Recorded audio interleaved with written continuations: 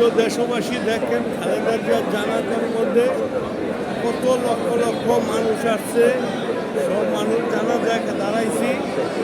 দেখেন আমরা সবাই জানাজায় দাঁড়াইছি, কাতার সারিবদ্ধ কইরা দেশরত্ন বেগম খালেদা জিয়া জানাজায় আমরা দাঁড়াইছি। আপনারাও দেখেন এবং দোয়া কামনা করেন। এটা গেলে কিন্তু ওদিকে যাইতে পারে না, কষ্ট